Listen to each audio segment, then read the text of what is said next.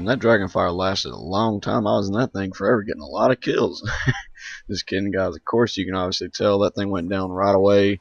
The Dragonfire is a hit or miss kill streak, to be honest. It's either really good or it's really bad or, somewhat in between. But, like I said, it's a really random, kill streak. Sometimes, like I said, you can get a bunch of kills. And sometimes it's about as useful as a box of rocks.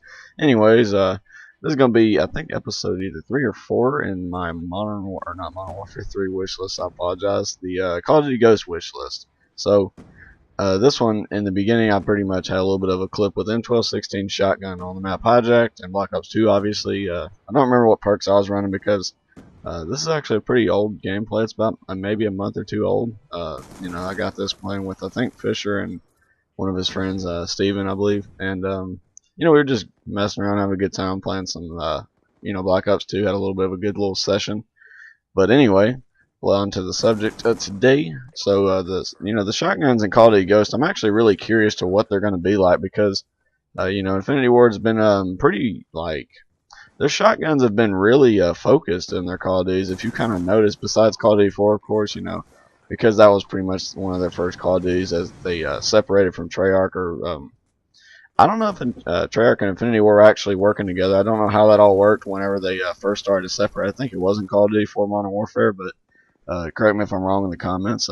Feel free to. It's whatever. But pretty much I think that's where they made their first individual game anyway. So the shotguns, were not really that focused, and they were actually pretty good when I went back and played Call of Duty 4. If you ever watched any of my live comms, I used the shotguns a few times in that. The M1014 shotgun, the semi-auto one that had 4 shells, it was actually pretty good to use, pretty reliable, and it was the only one you could get gold. But it was a fun shotgun to use. I liked it.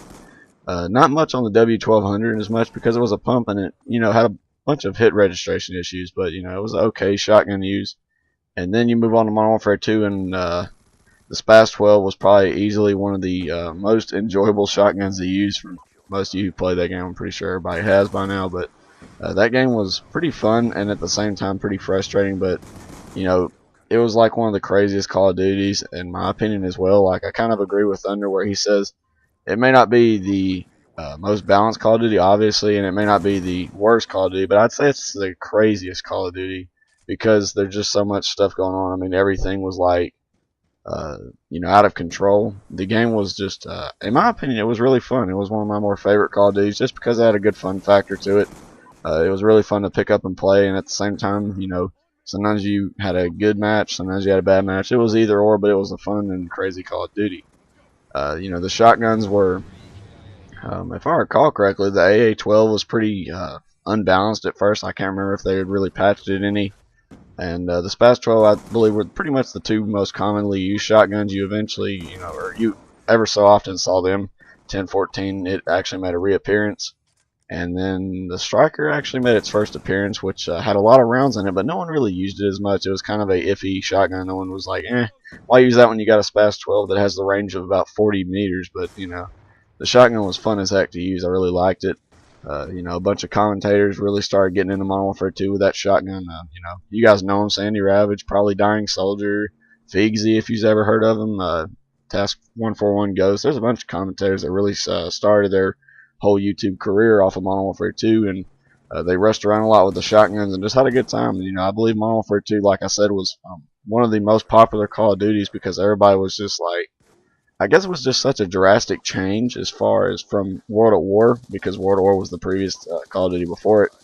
And, they made so much different changes. It was just such a new, refreshing game. Excuse me, guys. Just these allergies have been bugging me, man. Pollen's still pretty bad, but anyway. Modern Warfare 2 is really refreshing to a lot of people just because, like I said, it was a lot of new features.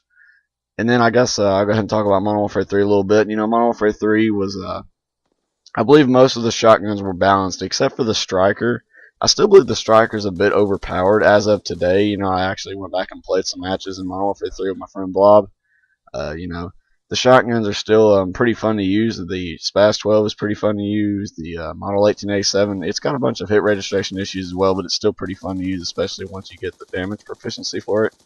I'm not going to really get into that. I'm going to go ahead and skip to Black Ops 2 as well, but basically just going to say real quick, Modern Warfare 3 shotguns overall were pretty balanced, and I'm really hoping that Call of Duty Ghosts shotguns are similar to Modern Warfare 3's where they're not ridiculously unbalanced, but yet they're really fun to use at the same time, and they're not going to be useless like Black Ops 1 shotguns. I mean, the only shotgun I really used in that was the Olympia, and I think the HS-10s when I wanted to just goof off and have a good time, and I dual wielded them. But anyway, Black Ops 2 shotguns. I know a lot of people, it's a very controversial topic for them.